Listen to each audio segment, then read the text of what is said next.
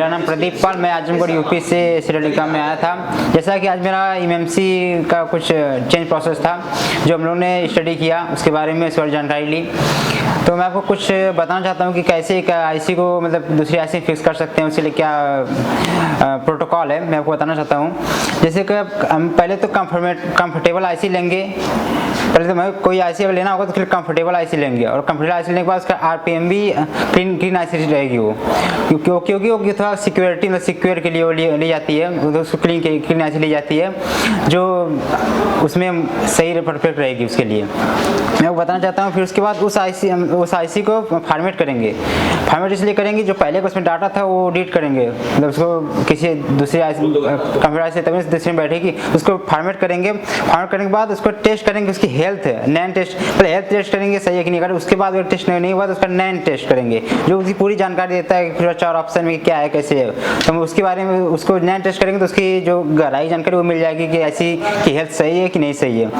फिर उसके बाद उसमें एक फाइल आती है जो EST और CSD फाइल होती है जो हम लोग उसमें राइट करेंगे। उस फाइल को उसमें राइट करेंगे। उस राइट करने के बाद आईसी की जो मतलब आईसी को फिर राइट करेंगे, CSD करने के बाद हम लोग उसका डिफाई करने के बाद उसको जब फिर इसको बोर्ड में फिक्स करेंगे। जब आईसी को बोर्ड में फिक्स करेंगे, ऐसे फिक्स करने के बाद हम ENG फाइल से उसको फ्लैश करेंगे। ONG फाइल से इसलिए फ्लैश करेंगे क्योंकि ONG फाइल जो होती है ना, वो ENG फाइल वो सिक्योर के लिए होती है, मतलब सिक्योरिटी के लिए होती है, जो ताकि मतलब कस्टमर को करने के बाद फ़ोन दे तो फ़ोन वापस ना आए, सिक्योर करने के लिए हम लोग उसको करते हैं।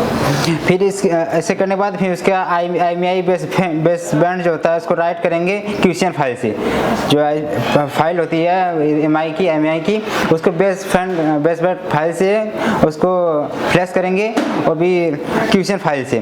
उसको करने के बाद RPM भी की जनरेट होगी। जो RPM की जनरेट होगी तो फिर उसके बाद हम उसको नॉर्मल फाइल से फ्लैश करेंगे। नॉर्मल फाइल फ्लैश करने के बाद हम कस्टमर को फ़ोन दे सकते हैं, क्योंकि वो देने लायक हो ताकि वो वापस कभी ना आए। क्योंकि कस्टमर कभी भी किसी दुकान पर ले जाता है तो कुछ सॉफ्टवेयर या कुछ मतलब करते हैं तो उसके बाद वो ऐसा हो जाता है कि ऑटो पोर्ट पे या रिस्टार्ट पे लोगों ऐसा दिखाने लगता है। इसलिए हम लोग उसको RPM की जनरेट करते हैं। अगर ये नहीं करेंगे तो उसमें प्रॉब्लम आएगा। वो प्रॉब्लम आएगा तो कस्टमर रहे तो फिर तो मतलब दिक्कत होगी उसे।